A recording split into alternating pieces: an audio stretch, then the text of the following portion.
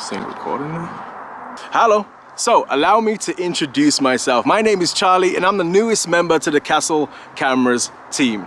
In today's video, I'm going to be talking about a new camera that's came out this year by Sony, dedicated to all you YouTubers out there, all you streamers out there, all you gamers out there.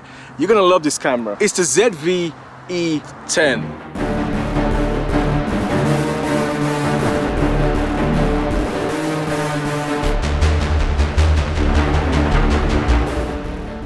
So this camera here is dedicated to all you guys that are looking to start a YouTube channel, are looking to start streaming online and stuff like that. You don't want to spend all that money on the latest and greatest, especially from Sony, like the A7 III models and stuff like that. They're amazing cameras, but they come at a higher price level. This thing comes in at under £1,000.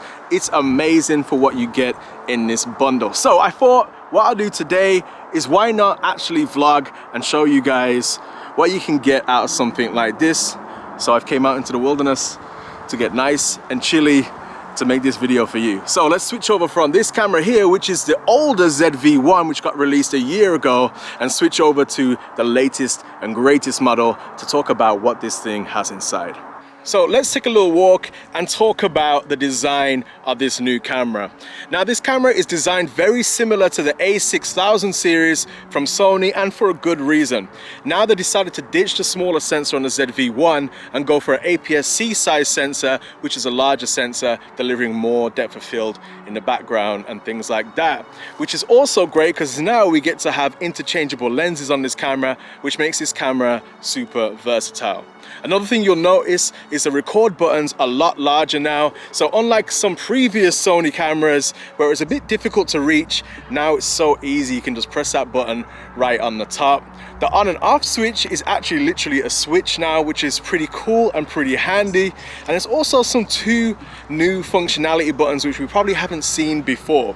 Now one of them is for the depth of field mode, which basically blurs out the background if you're not sure how to do it yourself. You press that and it gives you an automatic way of doing it, which is pretty handy. Another one is the product preview button. Now I have that selected on the camera at the moment, so let's get a product and see how that one works.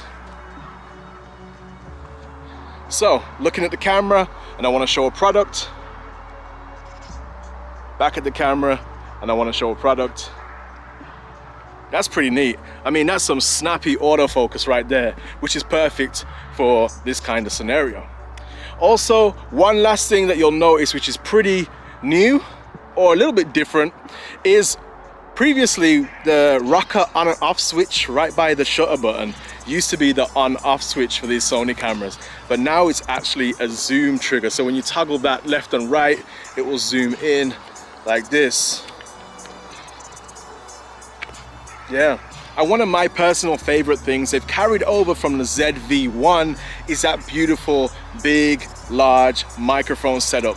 Now, what's nice about this is it has two frontal mics, which are kind of stereo facing towards me right now. And then it has one mic facing the opposite way. So say if you wanted to show something, you could talk from behind the camera. And if you want to talk in front of the camera, you're kind of covered. But we'll talk about the audio in a little while. So let's talk about that new function I was talking about earlier, and that's a depth of field mode. And it's just literally a button you can press on the camera and it'll blur out the background. Okay, that's the theory of it and how it works. So let's just see how it works in this scenario. So if I lean in here and press a button, this is how we look normally. And this is how we look with a blurred background apparently. So no blurred background, back to normal, background, back to normal.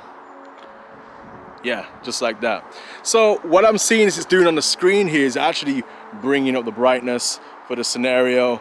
It's pretty cool. It's an easy way to do it if you're trying to get a little bit more of a blurry background. But I think this is going to come into play, especially when we're doing Zoom meetings, when we're streaming online. We don't really want to show exactly what's going on in the background, or maybe you do, but having a little bit of a blurry bokeh in the background, it never hurt anyone. So another cool tool this camera has built inside of it is what they're calling face priority metering. Now basically what that is when I'm talking to camera right now, the metering mode of what's evaluating the light of the camera is going to try and evaluate for my face primarily rather than the whole scene. So at the moment I've got that turned on. So apparently my face is supposed to be the main exposure point for what's going on. So what I'm going to do is I'm going to stay in this position right now, go into the settings, switch it off, and we'll kind of do a side by side to see how that looks, right? So this is when the mode is switched off right now. So there's no metering for my face apparently. This is just the scene, how it's supposed to be looking. So I'm going to rotate around, move around here, do a little bit of a walk just to this point here, and then back to where I started. And I'm going to switch it back on and see how that looks. And this is the mode when the face priority is switched on. So I think you can see there that it is taking priority for my face, and when I move around in these different scenarios where it went dark before, it's now lighting up my face, which is pretty interesting. I think that's a pretty cool tool to have, especially on a camera like this one. Okay, so we're not completely done with the design and the functionality of this camera just yet. Of course, this camera is also great for photography, but in this particular video, we're just talking about vlogging and video and stuff like that. The one last thing I want to talk about though, when it comes to the functionality of this camera, is the amazing digital in-body kind of stabilization and how nice that looks. So right now, the whole scene so far, what you've been seeing in this video, it's all been switched off, so it might have been a bit jerky, a little bit wobbly, so I apologize for that, but I'm going to switch it on now. Now what will happen is it will crop in a little bit, but it become super smooth. This is it now with the mode switched on, and you can see as I'm moving around again, I'm still walking the same way I was previously, but it's a lot more smooth now. It's a lot more nicer and less wobbly and less jerky. The only problem is though, is my face is a lot closer to you guys. Now for some of you that might be a good thing, but for a lot of you it might be a bad thing. So it goes without saying that this camera is very orientated towards video. Obviously, it's a vlogger's camera, it's a streamer's camera, so video is kind of something that needs to be top notch. So first things first, it has a fully articulating screen so we can look over and see how beautiful we look on camera. Also, there's a tally light now so we can see when we're actually recording. Now, this is something that a lot of cinema cameras use, so you know when you're recording, you can't make any mistakes, and it just shows up as a little red light on the side of the camera there, which is pretty decent. Another thing as well is you can touch to focus on the screen. Right now I've touched it to my face, so hopefully no matter where I go, as close as I go, as far as I go, it should always lock onto my face, and Sony's do an amazing job at that. So they're the kind of basics when it comes to video on this camera. It can also shoot in slow motion around 100 frames per second and 120 frames per second, I believe, in 1080p. It can do 4K video, and yeah, it's really, really nice for that stuff. But you know what? Let's not talk about it. Let's try and make a little short cinematic B-roll-y kind of video and demonstrate what this thing can do.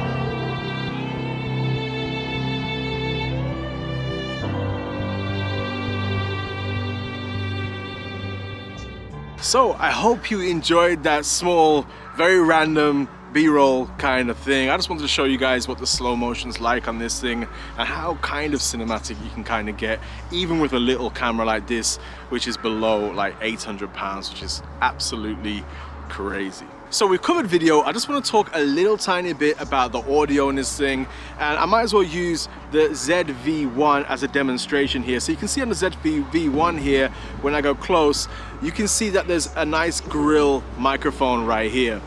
Now this is a great microphone. It has two frontal stereo microphones and one rear one, just like the camera that I'm recording on right now, the ZV-E10.